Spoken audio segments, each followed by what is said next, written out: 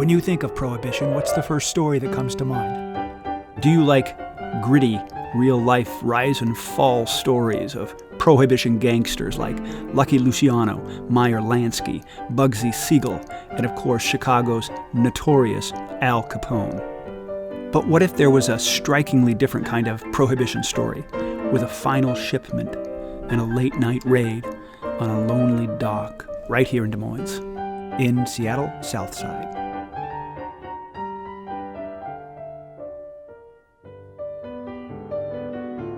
The Des Moines Marina is a marvel, and the fishing pier is the crown jewel. So what better location to launch the absolutely true story of the Good Bootlegger, Roy Olmstead, and his final action-packed arrest on the Woodmont, Des Moines dock, Thanksgiving Day, 1925. Roy Olmstead becomes a Seattle policeman in 1907 at the age of 21, along with his brothers Frank and Ralph. Roy was good. He's hand-picked for Mayor Hiram Gill's ultra-violent dry squad at a dangerous time where the police squared off against rival gangs with lethal results. Olmstead can see that the flow of illegal liquor is about to be completely shut off by the feds. He's convinced he can do better. So Seattle policeman Olmstead forms a gang to enter the bootlegging business. But only 1 month into Prohibition, Olmstead's caught. He's fined. He's fired.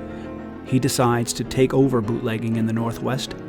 He'll do it with plenty of bribes, but he also adopts a code: no guns. The press gives him a new nickname, the Good Bootlegger. And by the time Al Capone commits his first murder in 1923, Olmstead's Seattle operation delivers over 200 cases a day, and he grosses, in today's dollars, over $35 million a year. But all that success attracted the Prohibition Bureau, and they wanted Roy Olmstead bad. And they fought back with 2 key tools. First, there was this brand new technology called wiretapping. The second tool the feds had was an informant. Olmstead's protege Al Hubbard secretly joined the Prohibition Bureau. The wiretaps and the informant led to a raid and 17 arrests at Olmstead's house, but he's out on bail the very next day, conducting business as usual. But just over 1 year later, for the first time, Hubbard confirms to the feds that Olmstead will try to land liquor at a dock in Seattle Southside, the Woodmont dock in Des Moines, Thanksgiving Day. And for the first time, Olmstead himself will be there. When Olmstead's speedboat, the Three Deuces, begins unloading, federal agents rush down an embankment with Tommy guns at the ready and trap Olmstead and his men on the dock. 240 cases of booze are seized, but for some reason, only 110 cases make it to impound. As always, Olmstead had no gun.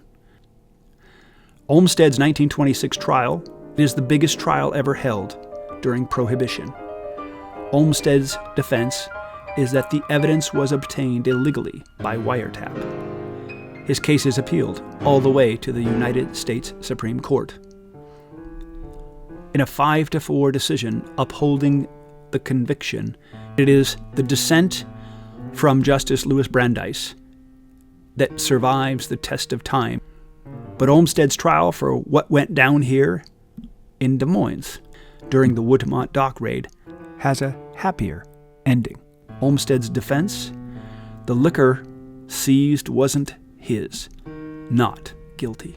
The Woodmont dock is now in ruins. The Des Moines Good Bootleggers Guild celebrates old Roy's final shipment with an annual toast at this private monument. But if you want to capture the feel of a bootlegger's run to the dock, take a walk out on the pier and stand tall over the darkening sound at dusk.